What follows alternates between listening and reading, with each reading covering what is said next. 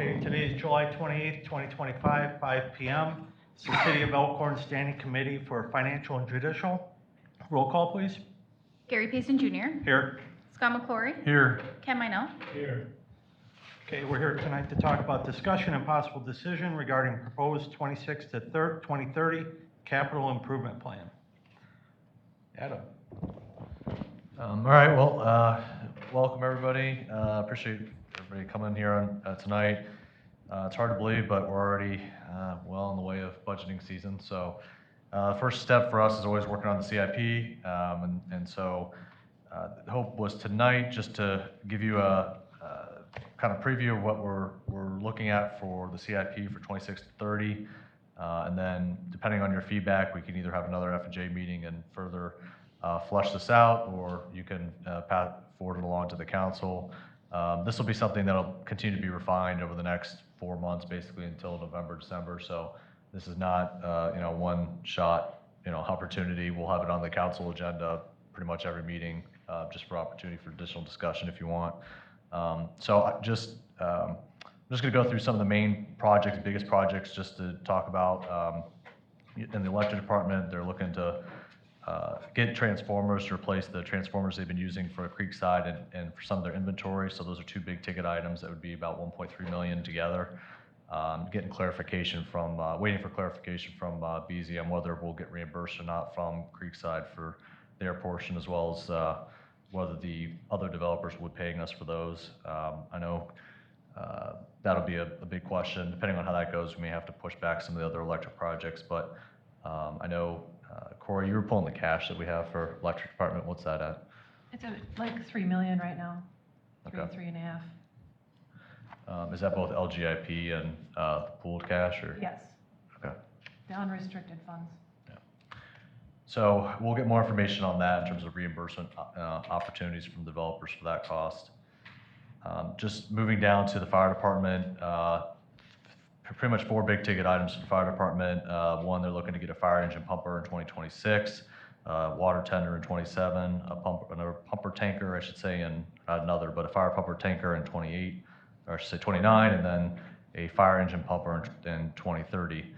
The 2026 fire engine pumper, one of the things that I guess we would propose and want to talk about was whether there'd be any interest in ordering that now, and we would put this on the council agenda for discussion, but potentially, ordering this now, understanding that it's going to take months to be delivered, so we can hopefully get it sooner in 2026.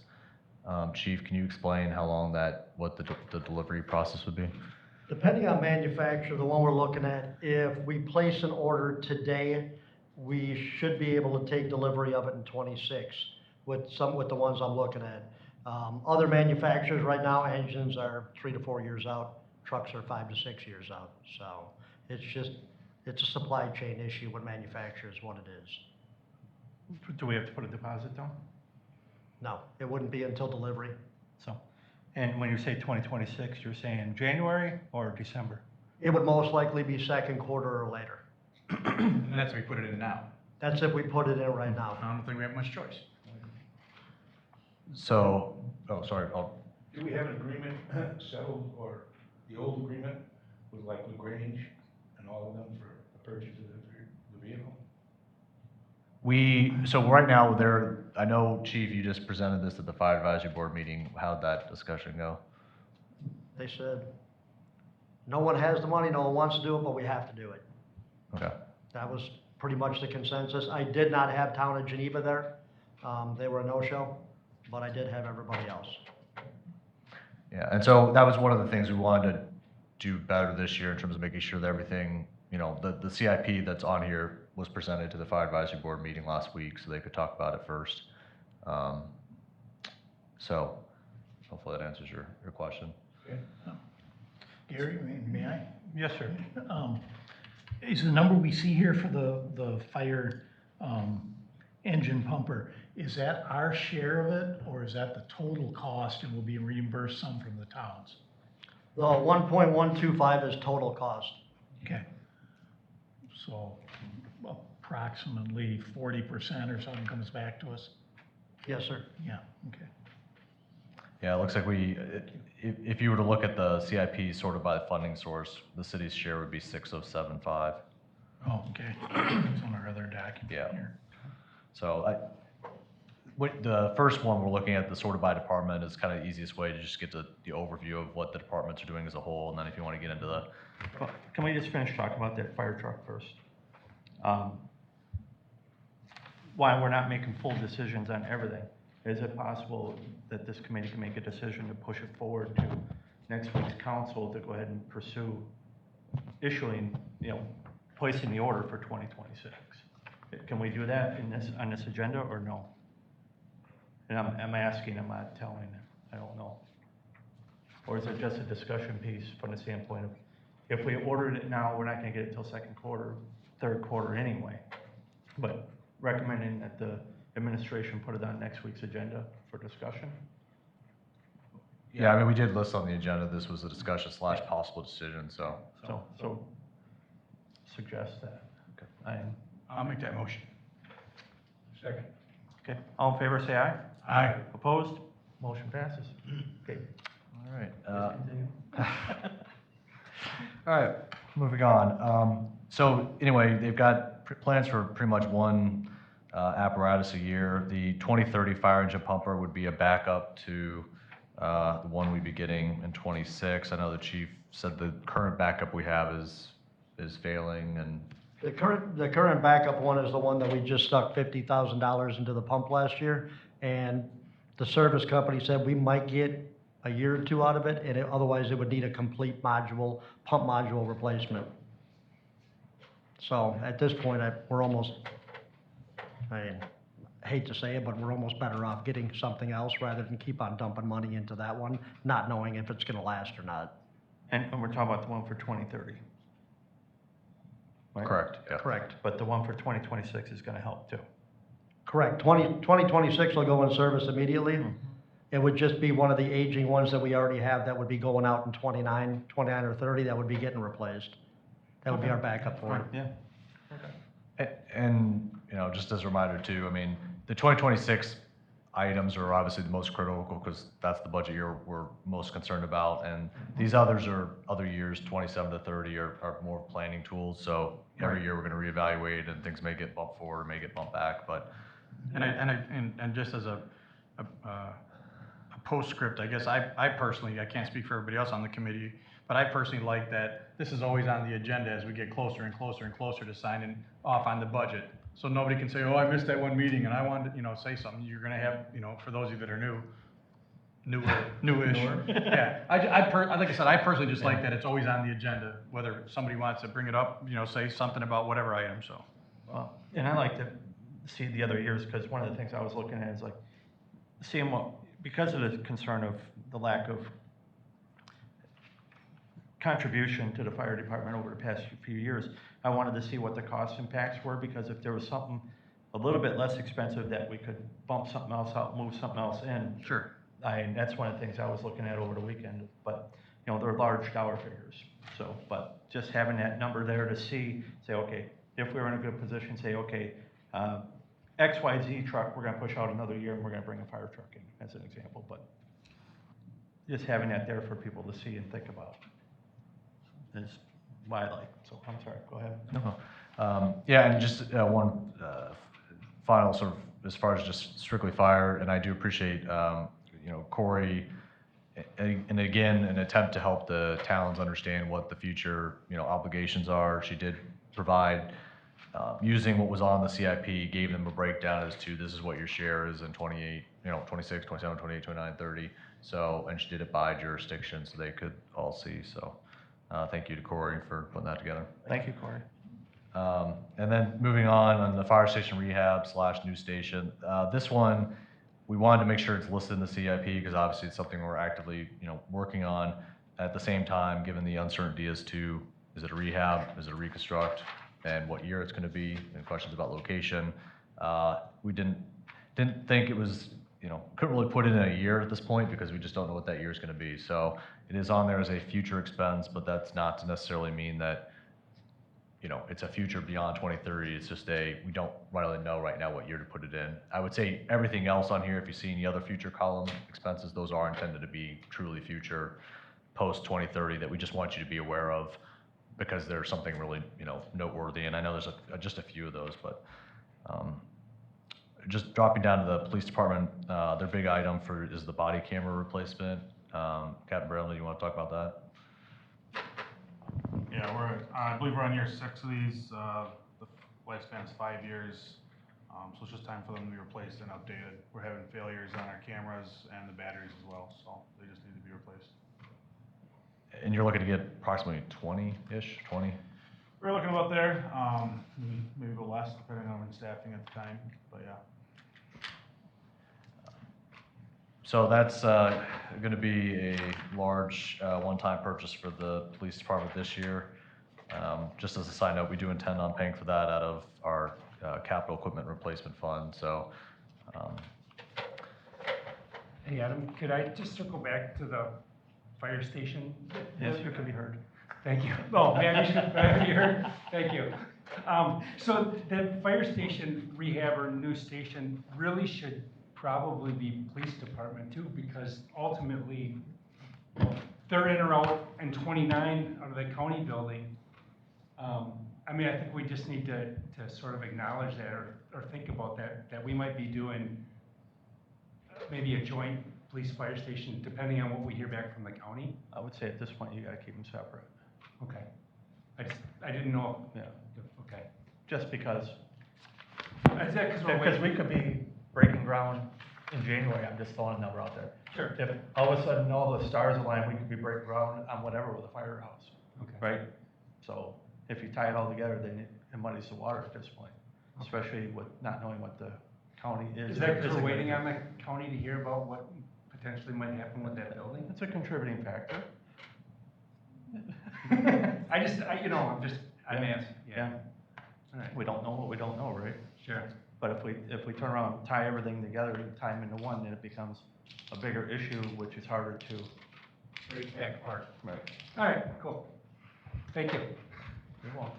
Yeah, and theoretically, I mean, our agreement with the county runs through 2034 for the PD to be in that building. So theoretically, assuming the county is still there in 2034, that the PD could be there. But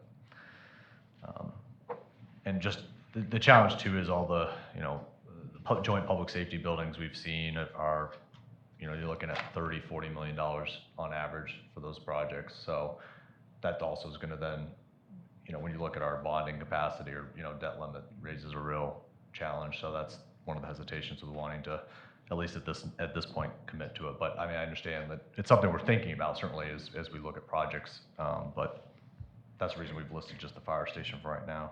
But moving on to the streets on Really quick, on page 1, is this the snowplow that we already said to go ahead and place an order with earlier this year? Yes. Yes, thank you. That's what I thought. We have the chassis in our shop right now, just needed to get built out, so. Okay, thank you. Okay, good question, and we will try to make that clear on that one. Moving on, just a couple big street projects. These are as far as DPW goes, over the next 5 years, and this is just pretty standard. Their biggest expenses every year are street projects. So you're looking at 26. We got West Centralia. That $6.5 million does include the utility portions as well. So the street only portion is about $4 million.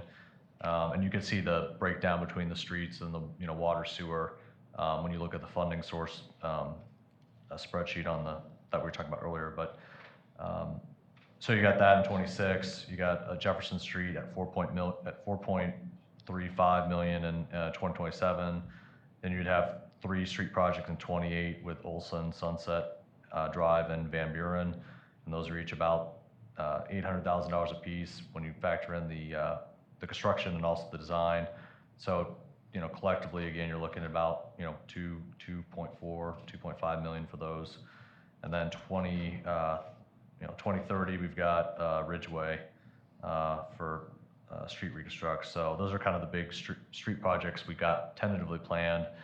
I'd say the caveat to that is that, there's gonna have to be coordination between the water department and the street department because lead service lines are an issue. So I know Matt and Nate are gonna be trying to refine the exact order of some of these street projects. As far as West Centralia goes, we don't really have much choice on that one, doing that next year because we got the grant funding, for the design of that. And that is just going to be a more expensive street project for us than typical. So, when you look at the geo debt, the geo debt for next year would be higher than some of the typical years because of the fact that the street project is almost $4 million just for the street portion alone, so. Matt, is there something you want to add on any of those street projects? The only thing I'd say, maybe about year 28, 29, we will start hearing back, well, we'll start to hear back from them sooner, but some of those DOT projects we've talked about, there's 3 or 4 of them that are coming. They're supposed to start around that 28, 29 timeframe. So right now we've got 2 million planned for 28, 2 million planned for 29. That could easily slide back as well. We're just continuing to talk to DOT and see how that aligns. So it's the only other thing I mentioned. And Matt, I see there isn't a big street project right now planned for 29. Was that intentional or? Can you say that again? I just said I noticed there's not a big street project planned for 29. Is that intentional or? That's when the DOTs come in, so that's what my plan was, is I know we're gonna be receiving more Okay. from them, so. Okay. Just moving on, recreation, a couple big projects would be one, they're looking at trying to do a pickleball court in 2027 for $107,000. We had some discussions about repairing and resurfacing the Rotary Soccer Park parking lot. It sounds like it's in really rough shape according to what Matt and Carl are saying. That is a bigger ticket item though, at $250,000. And then the band shell restoration, which we have 2028 to 2030, depending on how the fundraising goes, and that one at the 1.35 million. And again, that's the total project cost. That's not necessarily the city's cost. So I don't know if council has any feedback about the parking lot project. And this is the parking lot right over here, right? Yeah, right at my, done with it. Yeah. Yeah. You really want to know what I think? I could think of better places to spend a $250,000 than on that parking lot. Well, maybe we'll take that out at some point then. Yeah. So it's in 27 at this point. And I did ask the question with Matt and Carl if we could potentially have a gravel parking lot. It doesn't sound like we currently have any gravel parking lots, but. It's close. No, we don't have any current ones. I know it is in rough shape. There was a new vice president for the league, and I know that Carl had mentioned this afternoon that it was one of the things that he had mentioned to Carl was that the parking lot was in disrepair. So Carl put it on the list, and it can be talked about. I didn't necessarily identify it at this point, but I think it's good to have it on a list, at least to know, that it's something that we should maybe look at in the future. Whether that's next year or 27, that's to be determined. Well, it's on 27 right now. Yeah. So I don't see us moving it up into 26. No. No. Was there any discussion, man, of making it a gravel parking lot? No, there was not. It was not. And because it's only gonna be used during non-winter months anyway, right? Yes. Wouldn't be a bad idea. Yeah, because you're not gonna plow it. Have we ever plowed it? We turn around in it, so yeah, it gets hit. Well, you turn around in it. That's why, because it's there. Like you said, we can talk about that Yeah. when we get closer to Okay. 27. All right, let's move on. All right, so moving down to sewer, big project. This is one that's been coming for some time, and that's the Nettesheim lift station replacement. You see it's a big ticket item at 4.5 million. We would have to do a clean water fund loan for this project. Matt, I don't know if you want to talk about this one at all. No, they're currently designing it and hopefully look to let it later this year, early next year, when the bidding climate's good. And then moving down to the water, one of these is not going to be a surprise, and that's Lakeland, the rehab project. It's currently underway now. They anticipate it'll be about, and this is obviously just an estimate, but estimating they'll do about half this year and half next year. So that's why when you see the historical column of 1.8 million, because that's just a rough estimate as to how much they think they'll spend by the end of this year, and then next year it'd be another 1.8 million. And this is the project that we got, you know, the congressionally directed spending for, and that's covering about 2.7 of it, of the 3.6. So the remainder of that's going to have to come from a Safe Drinking Water Fund loan, which we've already closed on. We did that earlier this year, so we have the funding for that, but we just want to make sure that it's on everybody's radar. Project that we haven't really talked about is the well house number 10. That one you'll see is budgeted for 2.8 million. This one, the city's in a tough situation on this because, you know, the city drilled the well years ago, and the DNRs basically said if you don't have the well in operation by 2027, they're going to make us cap the well and basically abandon it. So, which the city already invested $1 million drilling the well, so not to have it, you know, operational would be a problem. So, hence that's why this is on here as a critical project. Now I will say, even though setting aside the DNR issue, the water department will tell you that we need, you know, 2 wells serving the northeastern plant anyway, because obviously they only have 1 well right now, which means if that well is out of operation now, the northeastern plant is not producing any water. So for that perspective, it makes sense to do it. It's just in terms of other priorities and just timeline, it just puts the city in a tough position. And then one of the things that, again, is just on the radar are our utility, the lead service line replacements. This is one of those that it's a big ticket item. It's something that, you know, the city really needs to be targeting between now and 2033. When we did the corrosion control study in 2023, we told the DNR that, you know, we'd be working on it, they'd be replacing them over the next 10 years.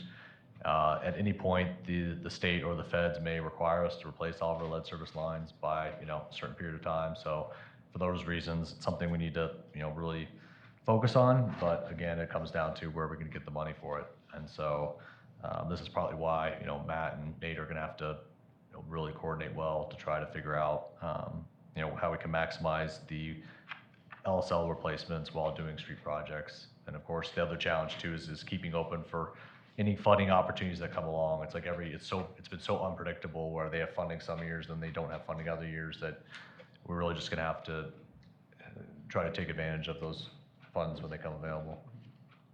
I do have a question. So was it in this packet about Nate talking about the lost revenue of water? And that would be reflective on the AMI meters, right? Yeah. So if there was more money thrown at it, would it be able to get done faster? Well, there was a practical how many meters could they actually replace in a year? That's what I'm asking. So they thought that the goal of, I think it was like 400 or 500 a year was kind of what they'd be able to do max, because I think they were going to be doing those in-house, the residential ones. Okay. So, but certainly we can. If we're losing money on it, you know, right? Big money, Potentially, yeah. based on the math. And unfortunately, Nate would have been here tonight, but he actually already had plans to be out of town, so he's on vacation. So, but the good thing is he can certainly be at the next meeting on Monday to answer some of these questions. So, And just, you know, during your guys' meetings, I would just suggest that you bring it up, right? You know, what's it cost to do this versus not doing it? Because every year you push it out, it just costs us more money, right? Right. And loss. And we don't even know. yeah, I think I did ask him that question, and like I said, I thought his response was that they just didn't have the physical capacity to be able to replace, but we'll certainly double check just to make What sure. would it cost if we had to get help? All right? If you don't ask, we don't know. And then, sort of the last water one is the Centralia Water Treatment Plant improvements. Unfortunately, yes, we're in the process of trying to deal with the reservoir issue, but the Centralia plant, it's old. They have a lot of outdated systems that still are going to have to get updated, especially if we're going to have this plant in operation for a long time. So this is a rehab in addition to the reservoir work that's gonna have to get done now, and that you can see is the 28 to 29 project.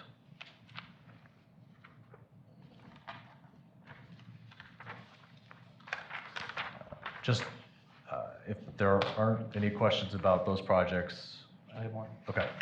So let's go back to the first page. So, the 2024 ambulance, is that actually gonna come? I know, I'm sorry. It'll be here, it should be here January, February.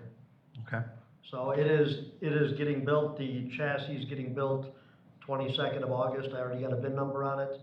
And our build slot is looking to be February, December. So right at, towards the end of the year, beginning of the year, we took a stock spot or Waterloo, Iowa spot or something. But we will get it in January, February. okay, that's good. And then just really quick, once we get that, where are we gonna be sitting for ambulances? Because we have another one slated in 28.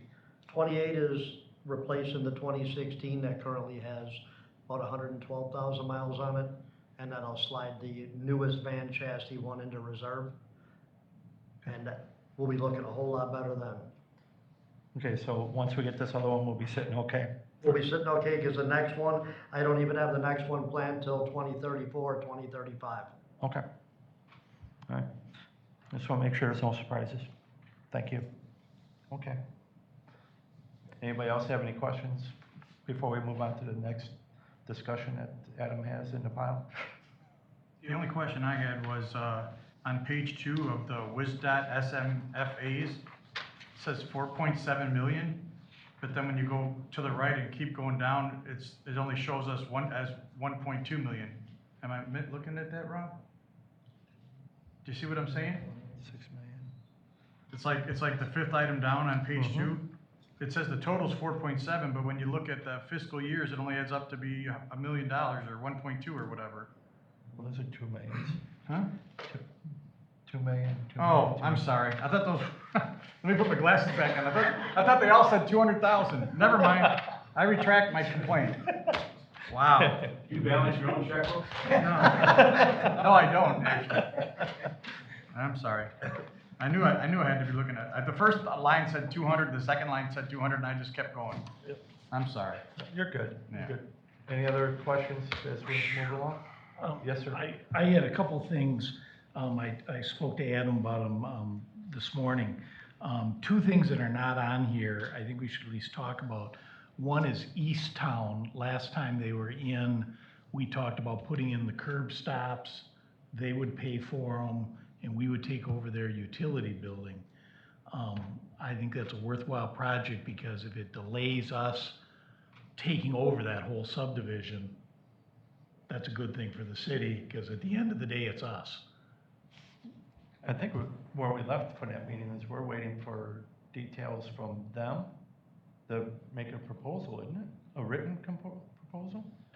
We were waiting for them to give us a deposit to have our engineers and city attorneys start doing that research work. We never got that. Now, I'm gonna say, sort of chicken the egg, we don't have the agreement with them that, like an escrow agreement with them to sign to actually give us that amount. So, and that's partly too, I just told the mayor, honestly, we've just been, we've been really swamped right now with projects, particularly with, the 3 development projects going on, and obviously budgeting and the railroad crossing, so we just haven't had a chance to do that, but that's where we're at. Maybe throw a number, maybe in 27?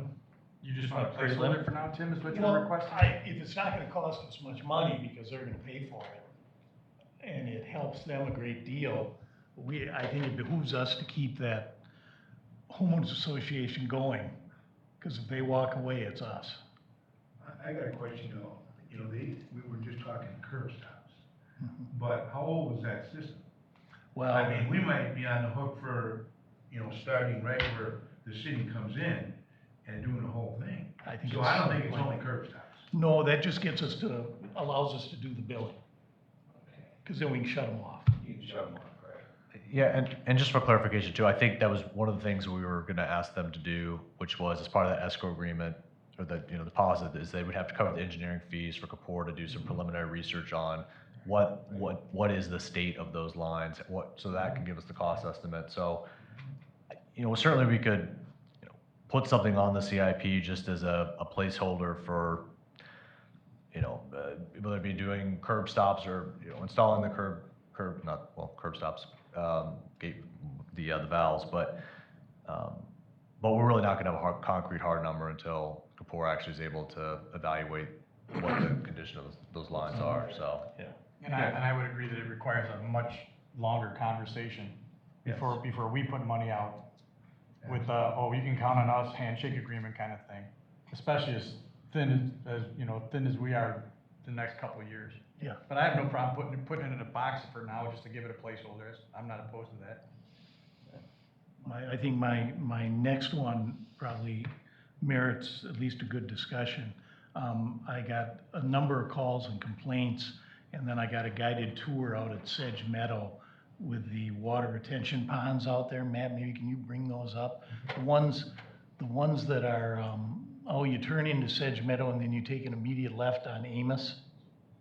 There's one on the south side of Amos and one on the north side of Amos. The one on the north side of Amos, and my understanding is we own them. And it's literally going right into the guy's lawn, and is another couple of years, his house will be falling in it. Is that a home association scenario Yeah. that didn't maintain their responsibilities? No, this is city owned. Yeah, there's a couple different things going on out there. For example, this one, if this was one that you guys were Yeah. looking at, I believe that was supposed to be the homeowners association. You kind of see that here. So that's technically not owned by the city, but this larger one. This is the one here that's encroaching into his lawn. This is owned by the city. Okay. So I'm not sure why it was, some are owned by the city, some are not. I did speak, Adam caught me up on this a little bit earlier today, and I did speak with this gentleman. Is this the same gentleman that you spoke to? Yeah. And I know that he was wanting to put up a fence, and part of his property does currently encroach into the wetland. I'm not sure which resident or who may have contacted the DNR, but they've also been in contact with us, meaning myself and our engineers. Naomi was gonna talk through some options for the DNR. She had some ideas for grading in here and cutting some stuff down, so that wouldn't require mitigation, which was the biggest ticket item for dredging the other one that's located over here in Elkhorn West, because we've been talking about this one for the last couple of years as well. So, I mean, again, I know that we are talking about that one. I'd say more to come on that one, Tim, too, if you wanted to add a line item in, but I'd like to catch up with Naomi to see what her thoughts were on that. Well, I'd just like to know we're working on it. Yeah, it just literally came up in the last couple of weeks that we were contacted by DNR. Great. You want to form a motion to add both of those as placeholders at least to the line item? Or do we need that? Or can we just ask Adam to do it? I think we just have Adam add Okay, it. I didn't know. All right. Okay, thanks. So can I just ask, so the concern was how it was kind of propagating and growing and It's just expanding, maybe that's what those retention ponds do that. yeah. And of course, he told me he lost 16 feet, but it sure doesn't look like that from this. When you're out there, it's real close to his house, but it doesn't look like he had more than 15 feet there or something to begin with. No, it was really close to the wetland boundary to begin with. Up here is where I noticed that it was starting to grow into his yard more.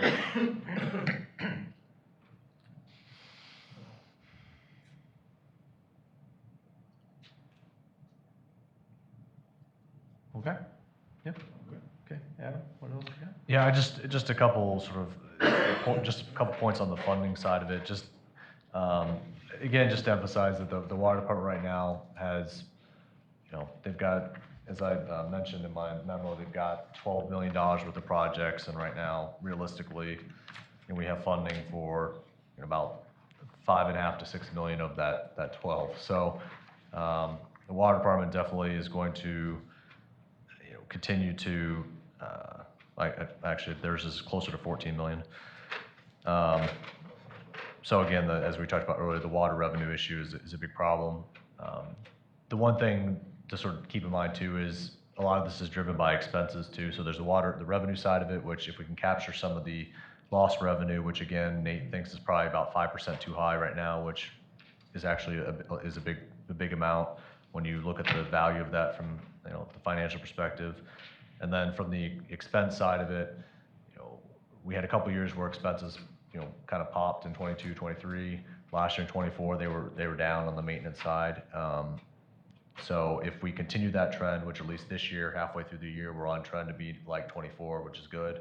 That gives us a little bit more capacity. So there is some wiggle room, but I just want to, the water department still has a financial challenge. So these capital projects, we're gonna have to be smart about, yeah. And I say that too in the context of obviously whatever happens on the East Town Manor. It could be tough if there's, millions of dollars worth of work for that system, with everything else, so. And then just respect to just the geodeck, because that's always something that we're always focused on. In terms of the debt limit, debt capacity, you'll see that you've seen this chart before. It's just been updated to incorporate what the geodebt would be required under this plan.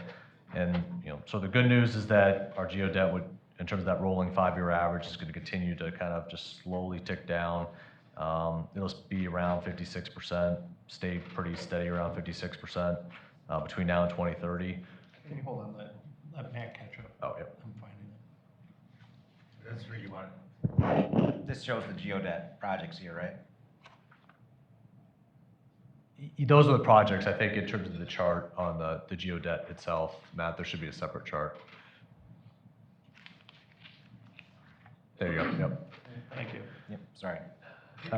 Yep, and so you'll see that 5-year rolling average, which again, under the council's financial management policy, it's supposed to stay under 65% is the goal, and it's not supposed to exceed 75% of our statutory debt limit. So we're definitely staying under that, but I guess the one thing I would just say to keep in mind is that right column where you see the city's residual capacity and it says 75%, it's the third column from the right, where at the very top it says 6 million, and then you see at the bottom it says 17,450,000. So, that's kind of the cap under the city's financial policy of how much room we have in terms of additional debt to be able to take on. So when you think about a potential fire station, for example, if the city had to foot the $13.5 million for that fire station, you can kind of see it's gone. So it's going to really brush up against that 75% limit.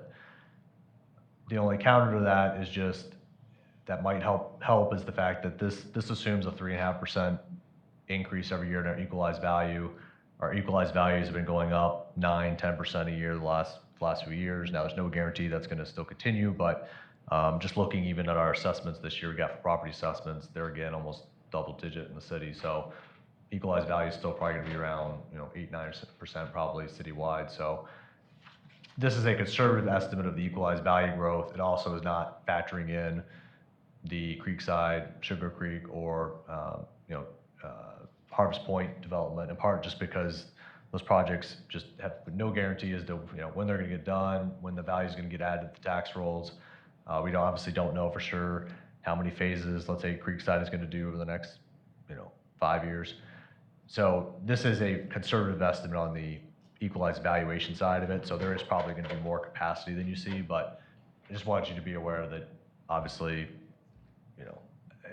our capacity could be largely eaten up by a project. And I say this too because this goes to the conversation about, if we had to do a joint public safety building, and I understand the pros of why it makes sense to do that, but if you are looking at, if you're looking at some $20-30 million project, and we have We can't do anything else. 17 to 25 million at the most in the capacity, so just something to be aware of. And again, our equalized values are far exceeding what, when Ellers every year has been doing, Ellers gives us their projection of what they think are, the impact on the tax rate is going to be. They give us their projections. Well, our equalized value has gone up even so much faster than they've expected that we're actually years ahead already of where they're even, kind of projecting on equalized value growth, so.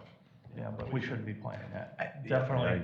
yeah. I prefer this way, and then if it comes in better, it's great, but if you come in short, now we got a bigger problem. That way we can control our spending. And that's it for me, unless you guys have questions about the, just the funding side of it. Members, any comments? Others in the audience, anything to add? Are we in position to make a motion or no? Did you put it out? Did I put it out or no? I thought he said that every meeting here going forward, it's gonna be available for anybody who wants to make comments. Right, in the council, Yeah, right. what, I'm sorry, I don't understand what you're asking for. If we want to take and approve this to move out, or just leave it.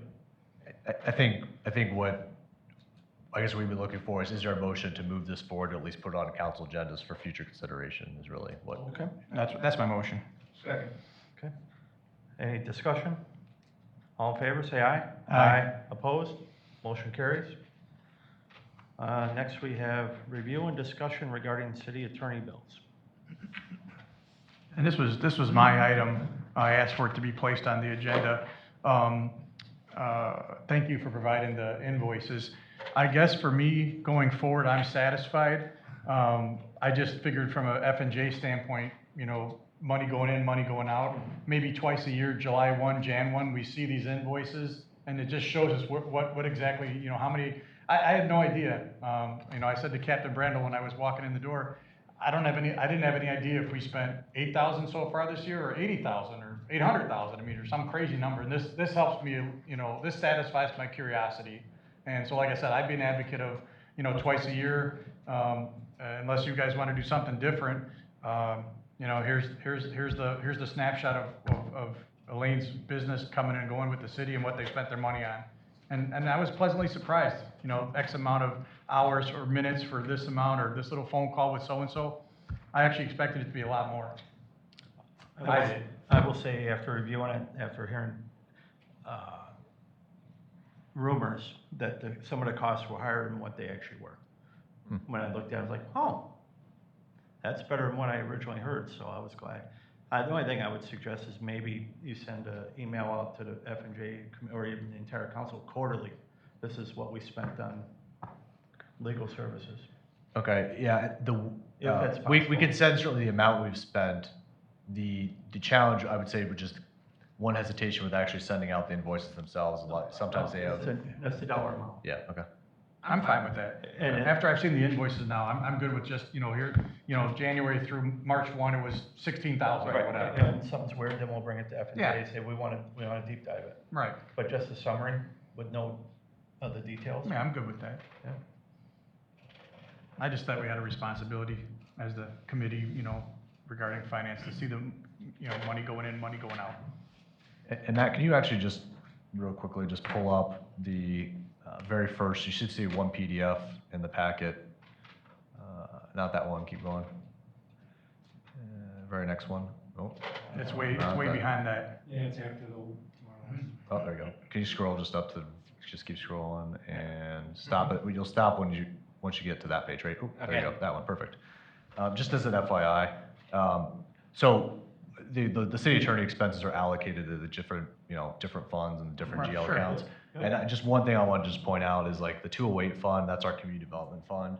So you'll notice on some of the bills, particularly not so much that March bill, but if you look at the April invoice, you know, 4,000, the biggest of each of those categories, the biggest, you know, cost for city attorney fees in April was for 208 Community Development Fund, and that's partly because we've been doing, you had obviously the ETZ issues, we've had, you know, more recently, these different developments we've been working on. There's just a lot of planning and zoning matters, as I know as Alderman Minell and the mayor know from planning commission meetings. So just as an FYI, if you know, all the city attorney expenses are not necessarily hitting just, you know, general fund. They're all just not just general fund expenses. And that 405 you see is actually for TID. So anytime you see a 405 or 404, that's a TID expense, which the TID is supposed to be then Paying for it. paying for it. Now, the one caveat to that is we do have developer reimbursements. So for like the 405, which is the new TID we just set up, that Sugar Creek's on the hook to reimburse us all these. So this isn't one where we have to wait for the TID to pay us back. Sugar Creek, when they when they sign the development agreement, it's gonna have an obligation to pay us back all the expenses that were incurred in setting up the TID. So we'll get reimbursed that 405 line item. And then some of those 208 numbers, we do get reimbursed too. So like Creekside's, the legal fees for some of the Creekside project have been hitting the 208, we get reimbursed that. Or same thing with some of the other developments, when they do the reimbursement, we do get reimbursed some of those. So like, obviously, I'm not trying to downplay the expenses, because obviously there are expenses, but we do get reimbursed for some of these costs, so. Good. Yeah. Any more discussion on this item?